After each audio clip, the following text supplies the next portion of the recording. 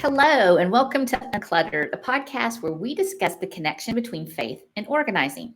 Our focus is not just on how to be organized, but why it's important from a biblical standpoint to clear the chaos and clutter from our lives. I'm Liana George, an author and former professional organizer living in Houston, Texas. I'm Angie Heitch, author and certified professional organizer living in East Tennessee.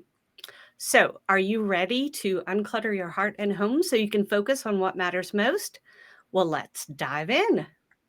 All right. Well, Angie, today I thought we'd start off with a little quiz. A quiz, like a pop quiz?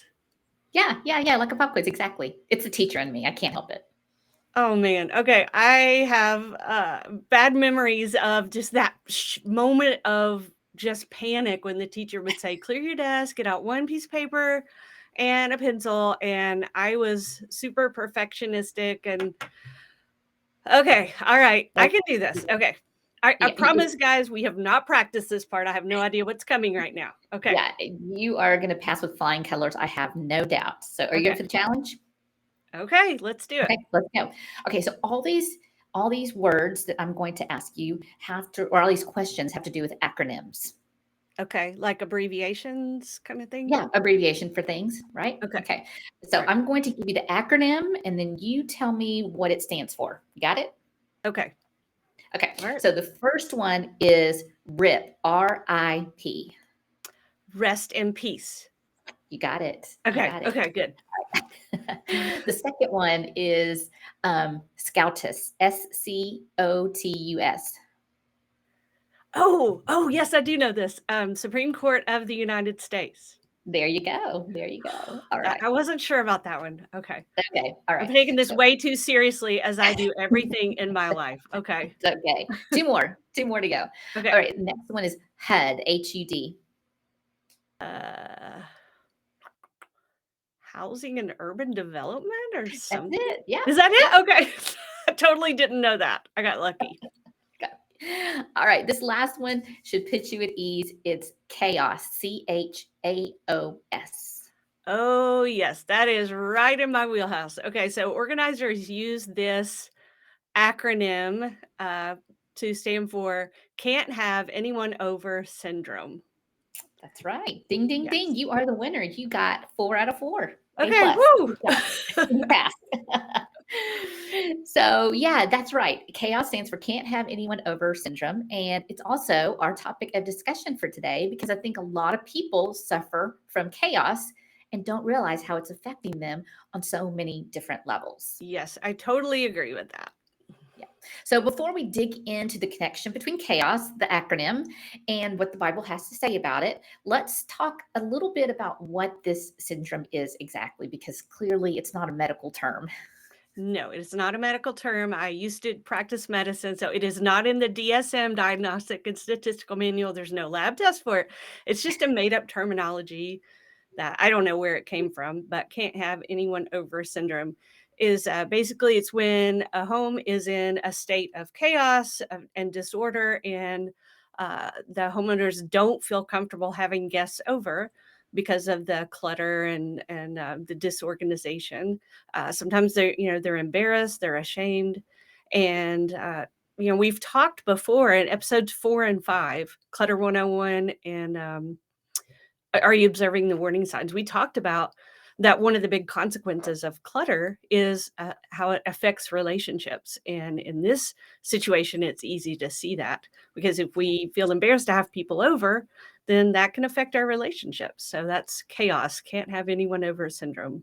It's so true, and it's so true, and it can also affect people spiritually because when you can't have people over, then you're unable to fulfill God's command to offer hospitality, which is Mm. what we also want to focus on today's episode. And just in case there's anyone out there listening, yes, hospitality is a command. Mhm. Yep, absolutely. There are quite a few scriptures about hospitality. Of the ones that come to mind first, Romans 12:13, Paul says, and get into the practice of inviting guests home for dinner, or if they need lodging for the night. And that's the New Living Translation. In the NIV, it is short and sweet. It is just practice hospitality. And then in 1 Peter 4:9, the NIV says, offer hospitality without grumbling. So cheerfully, without complaining, which is not always easy to do, especially if you're a perfectionist like me. You want everything to be perfect and can sometimes get in a bad mood. So offer hospitality without grumbling is a good thing to remember. And then in Yeah. Hebrews 13:2, do not forget to show hospitality to strangers, for by so doing, some people have shown hospitality to angels without knowing it. And there's actually one instance that comes to mind in Genesis 18 with Abraham and Sarah. They had 3 visitors show up unexpectedly, and Abraham and Sarah did show hospitality to them. They gave them something to drink, washed their feet. That was a common practice then because everybody walked everywhere in sandals. And Sarah made bread. They killed a calf to cook some meat, and then the 3 visitors told them that by the time they came back in about a year that Sarah would have a baby. And she laughed famously. And so then the baby's name they ended up naming him Isaac, which means laughter.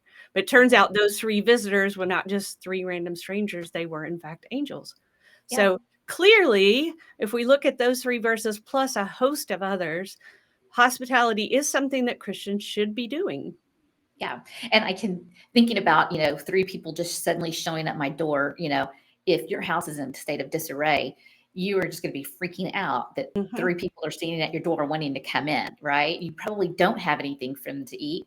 You probably can't find things in the kitchen. You don't have anything prepared. And most of us are just like, opening the door and then squeezing our bodies outside and, shutting the door behind us going, hey, how are you? What you doing here? And trying to block everything so nobody Yeah. sees it. Yeah. And then the other thing I was going to tell you was kind of funny is a joke or a story I heard one time about that goes along with 1 Peter 4:9 about offer hospitality without grumbling. Mhm. His mom was getting ready for Christmas, and she was busy in the kitchen making this elaborate meal, and by the time she was done, she was so tired that when she sat down, she looked at her son and she said, "Son, will you pray? Mommy's tired from cooking so much." And he got these big eyes and he said, "But Mom, I don't know what to say." And she said, "Oh, honey, just pray something you've heard me say before." And he looked at her and he goes, "Oh, okay." So they all bowed their head and he goes, "Dear Lord, why did I invite all these people over to my house?" Love it. So hospitality is a big, big thing. And so, but if our homes are in chaos and disarray, then odds are we aren't offering hospitality. Mhm. And Angie and I want you to know, if you are listening to this and this is hitting a little close to home, we are not passing any judgment here, and we are not placing any blame. We are just simply trying to make that connection between faith and being organized and how they go hand in hand. So Mhm. now we had that little side note out of the way. Let's back up again and let's talk about hospitality and why it's important that we practice it. And I think the first thing we need to do is understand what is the definition of hospitality. And literally, it means pursuing friendliness to strangers, people who don't live in our home or who aren't family members, or it's also defined as the practice of welcoming and sheltering others with no thought of personal gain. Mm. Oh, I like that. There's so much nuance to that. Mhm. And I like how it's shown as something that we should pursue, that we should seek. Um, Mhm. Not just kind of waiting to be invited by someone else, but that we are commanded to take the initiative Yeah. to be hospitable, and something that we can work towards. Um, we can get better at it with God's help and be able to accomplish it. Yeah. So it really takes some intention. It's easy to just like night after night after night, just kind of veg and watch TV or read or whatever. But there's so much to be there. Not only is it commanded, but it's such a blessing to the people that we have in and to us as well. So um, Oh, yeah, for sure. And yeah. it offers so much hope. I mean, I Mm, love the last part of that definition because to me, it really hits home that when we offer hospitality, um, it should be with no thought of personal gain. Yeah. And so to me, that's saying that biblical hospitality is not about the provider, it's about the one being served. Yes. And when we don't Absolutely. invite others, yeah, when we don't invite others, we're basically doing the opposite of what that says. We're Mm. focusing on ourselves and our mess, and rather than putting the focus on others and their needs. Yeah, that's good. So, okay, so let's say someone is listening and thinking, okay, yeah, I see the importance of hospitality. This is something that I want to do better at. But it's just really, really a challenge to try to get my home ready. So, why can I not just, have be hospitable to someone just in a more neutral location? Just meet at a coffee shop or go out to eat, or I mean, I can still be there for my friends and listen to them and we can have a good time together. So why is that works too, right? I mean, can't that be showing hospitality? Yeah, absolutely. Right. I mean, there's no, it must be in your home rule, but I think what is trying to get across is that, it's the space and the place that you're in that provides comfort and that safety for somebody to be able to share, and open up. I mean, Mm. honestly, if I'm in a restaurant with you and I have something I want to unburden or share, I'm going to be less likely to do that in a coffee shop or a restaurant because Yeah. it's probably loud. There's probably a lot of music. There's probably a lot of eyes. I mean, and if they Mhm. saw somebody, if somebody across the room noticed somebody crying uncontrollably, they're just going to stare. And then that's just going to lead to more staring. And then that just makes Right. everybody uncomfortable, right? So I think when we can offer hospitality in our own homes, it, we are in. We are providing an escape, maybe a Mm. sanctuary or a retreat from the problems that others are facing, um, and giving them that space and that safety to open up. That's true, and even if someone really needs to open up and you're in a public setting, it is less likely they're probably just, I'll just deal with it another time, and maybe right then is when they need that, so Mhm. definitely Yeah. we're more likely to in a home situation. So, okay, so if some of our listeners can relate to this and feel like they do suffer from chaos, can't have anyone over syndrome, so how can they practice hospitality? Yeah. So I have a few ideas to help get started. One is just find ways to clean up the clutter. Just start small. We talked about this in previous episodes. I can't remember the exact number, but you know, um, bigger isn't always better. Start small and see what progress you can make. Always keep in mind the reason why you're doing it for Mhm. you, for your family, for others, and really as a reflection of who God is, right? Mm, Um, yes. so, if you can just keep that in mind, sometimes that's all the motivation you need to just get the momentum to do the work. But if you realize, wait, this is a lot more than I can handle on my own, then we always suggest the help of a professional organizer. Angie and I, having been both organizers, we know the benefits of having somebody else in the house with you to work on the. But I always suggest that that be something you think about. The second thing I want to tell people is don't make comparisons to other people's homes or to what you see on TV Oh and think that gosh, your absolutely. home has to look like that in order to be hospitable. It does not. I remember one time when we were doing a small group Bible study in our home. Oh gosh, this was early 2000s. And we had been hosting in our home, which was fine. That's what we wanted to do. But we said, hey, if there's anyone who wants to, meet at your house, that's great. You don't have to, but we're making the invitation.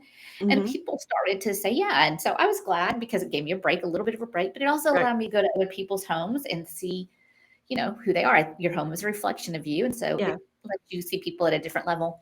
And I remember this one lady, I was like, oh, your house is lovely. And she said, thanks. We just painted this week and bought brand new furniture to get ready for everybody to come over. And I was just like, my Oh my jaw dropped to the floor. goodness. I was It's like, just no, don't do that.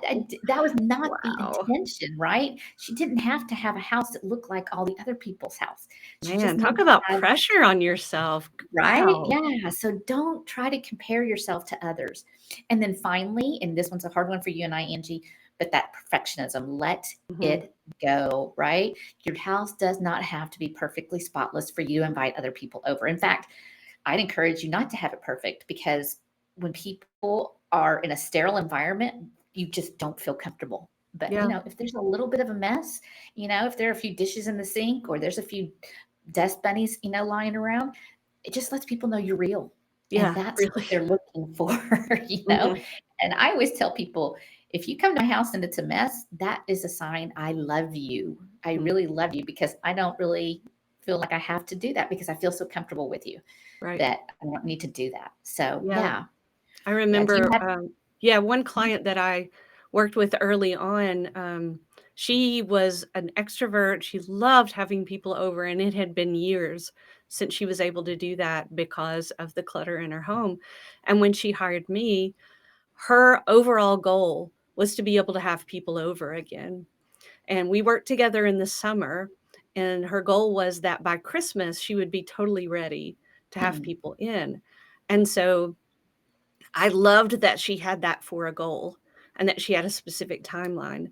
And so we focused on, we used a tip. I heard the term from Dana K. White, Slob Comes Clean podcast in her books, but she suggests using the visibility rule. So if this is an issue for you, the visibility rule means you pretend that you're a guest and you start at your front door, literally come in the front door. What's the first thing you see? So we started on like the entryway, and then we basically focused on where the guests would be. So we did entryway, living room, dining room, guest bedroom, and bathroom. hmm, We yep. didn't worry about, their bedroom and bathroom, the garage, the bonus room, the office, all that kind of stuff. And so by focusing on those visible areas where you would have guests, she was able to, she reported just how exciting it was to finally have people back in her home. So it is doable. And again,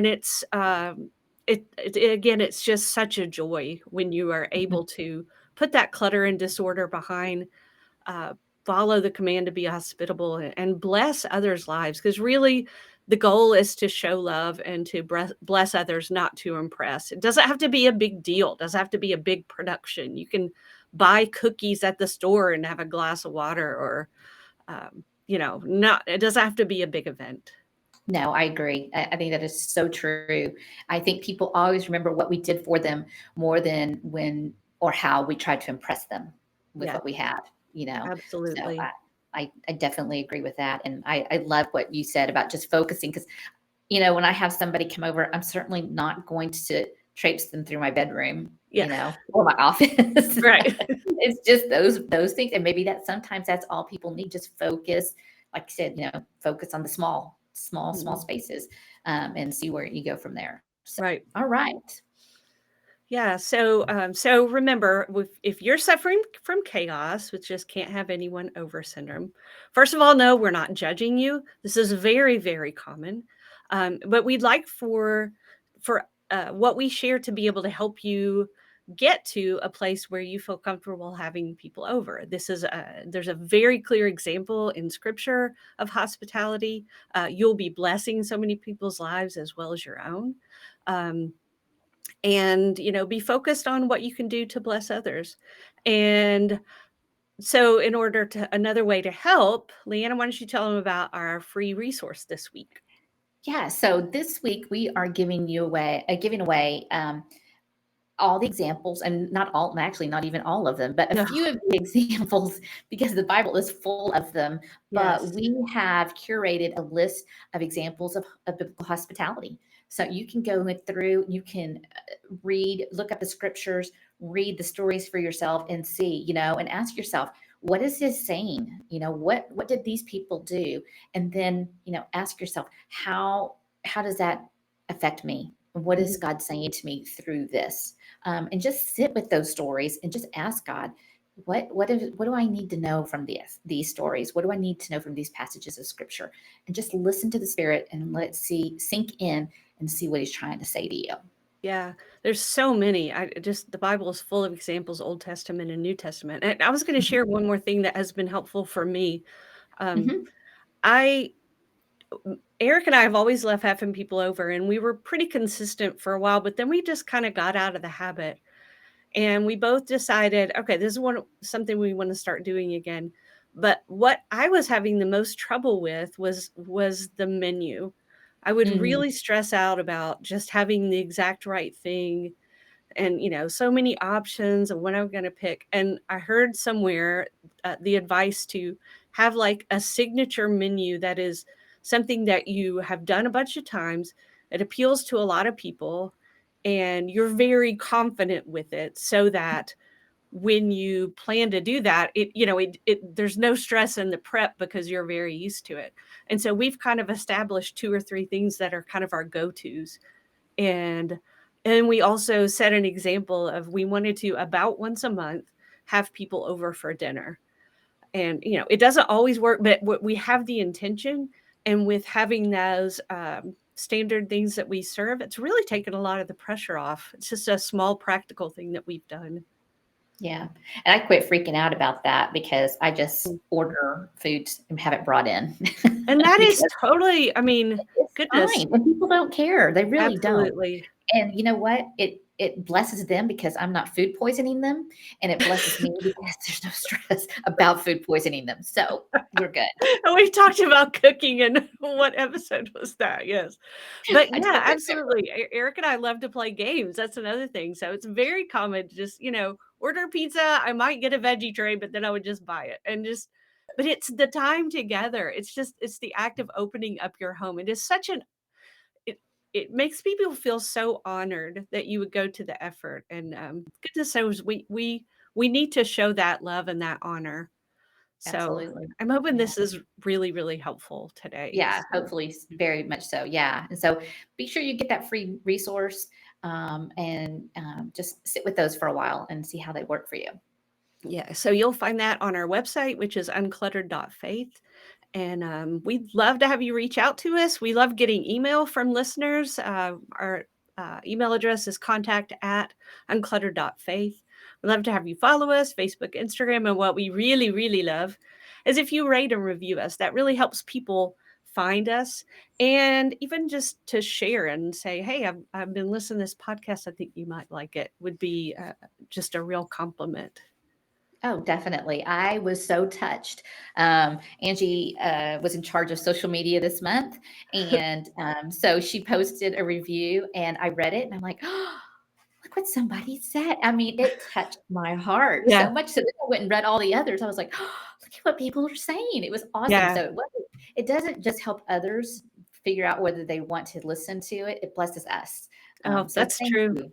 It does. So thank Absolutely. you. We really appreciate that. So, and of course, if you are on our website, please make sure to take our free gift, which is some decluttering signs. We would love to have you have those to help the process along, make it a little bit easier. Mhm. And so don't forget to grab that and make sure that that will put you on our newsletter list where we make sure you don't miss an episode, a blog post, or just what is going on. So we want to keep you in the loop.